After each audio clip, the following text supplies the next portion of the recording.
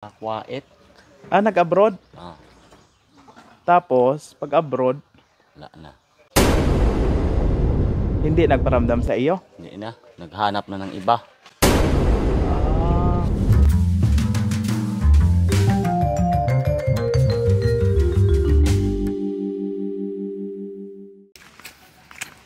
yun, magandang araw mga kapobre. Nandito kami ngayon, papunta kila John Skim.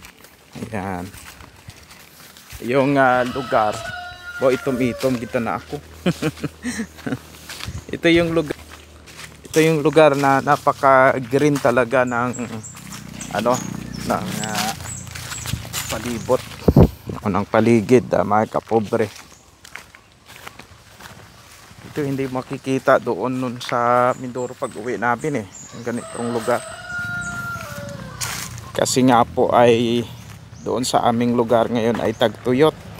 Kaya tuwing nadadaan tayo sa mga bukid na portion, hindi na ganito. Dito green kasi hindi man tayo apektado dito ng El Nino sa may Aklan. Kasama ko si Ate Tracy at saka si Kuya Arnel ngayon.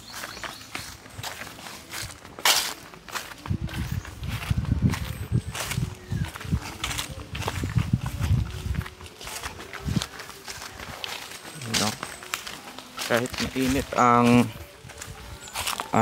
panahon, napaka mulat ang haring araw, ay maganda man yung yung nilalakaran, malamig. Ito yung anak ni Tatay. Kumusta, Kuya? Diyan si tatay mo? Oo. Okay naman kayo? Kayo yung dalawa yung nagkasamaan nung nakaraan? Bakit ano nangyari noon? Naman, nagkabiglaan na. Nagkabiglaan kayo? Bakit ano nangyari noon, ay? Naman. Ano yung inawayan nyo noon? Wala. Kunti lang problema. Oo. Dumami lang. Oo. Pero ngayon okay na kayo? Hindi na kayo very good, very good. Mga anak mo ito? Ilan anak mo, Kuya? 10 yan lahat. Abo, 10 gid. Sa pangalawang asawa yan. Ibig sabihin, yung unang asawa mo, ilan ang anak mo? 7. 7 doon. Tapos dito 3. Dami pala anak mo. Ilang taon na ikaw nag-asawa? 20 ako nag-asawa. Ngayon, ilang taon ka na? 40 na. 40 na. Bawa. 10 sila. Dami pala. Ito anak mo na yan. Yung mga yan. Ang unang mong misis, nasaan?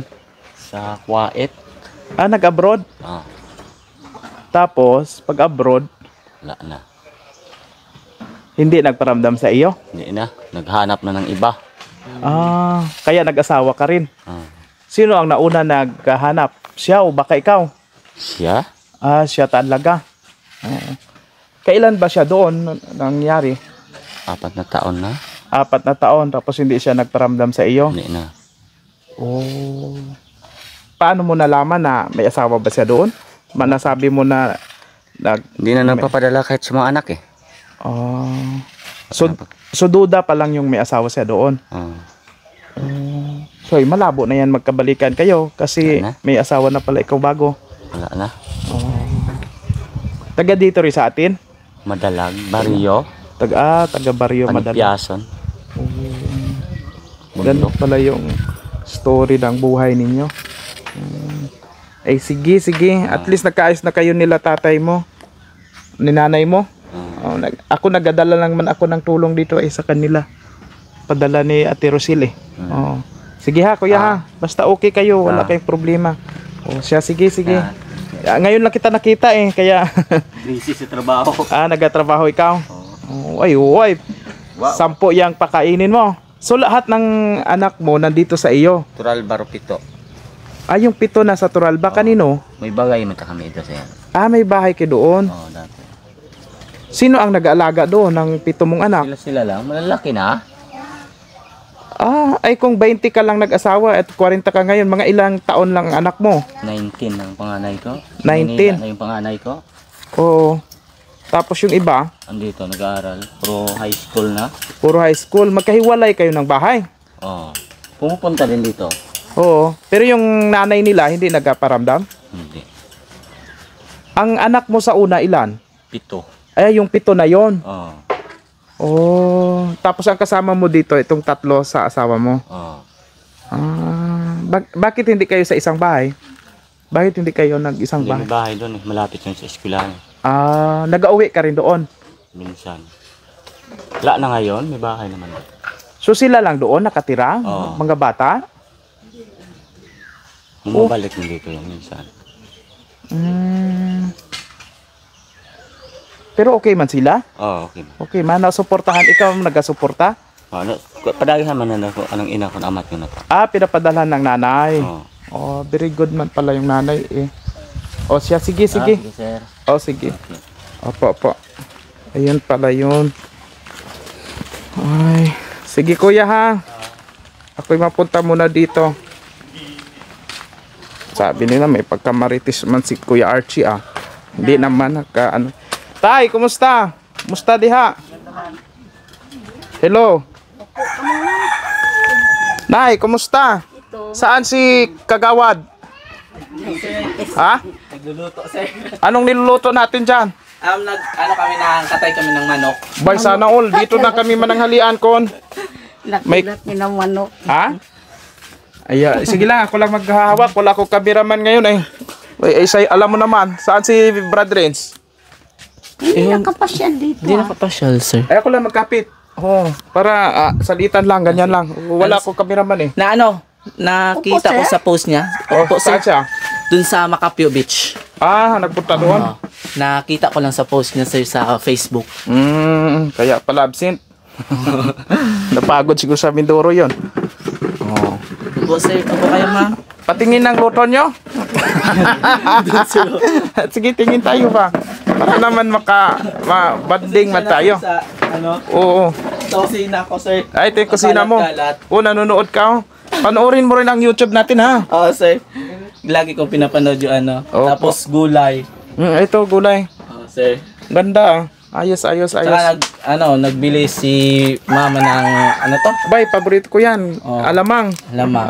Ayos. Parang ginisa daw sa sa ang baboy. Sa kanin ng baboy, sir. Naka-high blood man yan. Naka-high blood man yan. Dagdag sa Naman ako nagmasyadong kain yan, sir. Magtaas yung uric acid mo. Hindi ako nagkakape. Okay. Kahit may allergy ako dito, okay lang. Sa mga... Pero yun na yung manok. sir. Kaso sir, makalat. Saan ma? Tinakpan. Tinakpan. Maliit lang to, sir. Ayun. Kasyang-kasya na yun sa pamilya ninyo. Oo. Ayan, Kasi sabi ni Papa, mahal daw yung isda. Kaya nagkatay lang siya ng manok. Ay, mahal talaga ngayon. Pero, Sir. ang ganda ng ginawa ninyo sa bahay ninyo na ayos na. Nag-repair kayo. Hindi pa, sir, na natapos. Kasi sabi ni Papa, yung tad-tad daw, papalitan daw ng ganito. Oo. Pambukat din. Ay, pero maganda, maganda ang pagkagawa, Si Papa lang. Si Papa mong gumawa? Oo, kami dalawa tatlo kayo? ng Junel. Yung doon sa kabila? kami tatlo. Nakausap ka kami, ayos naman ang pala kayo eh. Tinutulungan pala kayo. Oo, sir. Yan yung lutuan ninyo dito. Sir. Parang inala lang, sir. Tingnan natin. Maliit lang yan, sir. Pero ang ganda ng pagkagawa ninyo. Ito yung CR, sir. Dyan na yung CR ninyo. Parang hindi naman to, pandalian lang. Pansamantala. Pansamantala lang, sir. Pwede rin Kasi- pansamantagalan. Kasi pumapasok to yung aso doon. Yung usok doon. Yung usok. Tapos nakalagay na dito sa loob yung puso ninyo. Ayos Kumusta ikaw diha, tay? Okay naman? Okay. Magsi-CR ka ba, Ate Prissy? May aso dito ka daan sa kabila. Dito, Oy, nagsisian, Ken. dito mga. Dito ang daan po kay tatay. Opo. Pinasok na ho sa loob. Pinasok. Para hindi mainitan. Nangingilag mo. Maganda na. Ayun. Ay, may manok. Magdala. Nangingitlog. Tapos yung isa, ewan ko kung saan nangingitlog. Ito yung pang ano ni Papa. Mm. Yung pang ano sa manok pag dito daw yung pumapasok sa loob pag alas 6. By the way, yung pamangkin mo pala, doon pala nakatira yung pito. Oo, sir. Hiwalay sila. Oh, yung yung bunso na lalaki doon sa saan yung lugar? Kita mo naman ang bahay namin. Saan yun? Sa part of Badyangan, yung Oo. Agpalina. Malayo pala. Oo. Yun yung Naghiwalay sila ng asawa ni kuya mo nung una. Tapos yung pamangkin kong iba, yung panganay doon sa Maynila na nagtatrabaho. Tapos yung pangalawa, pangatlo, pang-apat, tsaka pang-lima, doon sa lola niya, doon sa Doon sa kabila. oo. Yung ano yun? Bunghol. Barangay Bunghol. Layo pala. Oo. Doon parang lang sila extra ng trabaho. May asawa ba yung unang asawa niya? Nag-asawa Wala, na? sir. Wala naman pala. Wala. Parang nagtrabaho lang dun sa ibang bansa para makatustos sa mga anak nila. Tapos si kuya mo pala nag-asawa. Oo. Yung kuya ko talaga nag-asawa. Nagmaritis naman ako. Hindi ko lang alam, sir, kung ano yung dahilan, kung ano yung chika. Pero si kuya mo pala ang totoong may nag-asawa ta. Pero yung babae hindi. Hindi siya nagkasawa. Parang trabaho lang talaga siya dun sa Oo. sa ibang bansa para lang makapatapos. Makasuporta sana. Tapos si kuya mo nag-asawa ta. Okay. Siya, sige. Ibigay namin yung padala ni Ate Rosil. Opo. Ito si Tito Arnel. Tito Arnel mo. Yan, sige. Magkano? 4,467. Okay. Sige, bigay mo. Ito. Kim, ano nga pa? Si Junes. Si Kim. Kim. 1,000, 2,000, 3,000, 4,000, 100, 200, 300, 470. Ayun. Sakto.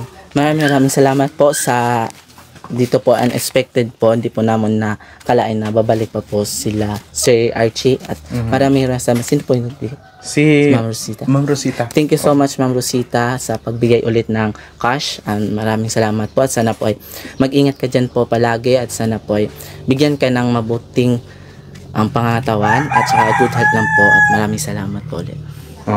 Ayun, sige. Happy cooking. Pa ako, sir. Nagluluto ikaw, magluluto. Kasi si Papa ayaw doon yung magluto. Pag siya daw nagluluto, sabi niya, Naawa siya. para naawa. Kasi pag tinitignan daw niya, pag kinakatan niya yung manok, parang umiiyak daw. Naawa siya sa Sabi niya, manok. madami daw na parang yung tungaw. Tungaw ba yun? Kaya hindi siya kumakain ito, sir, ng manok.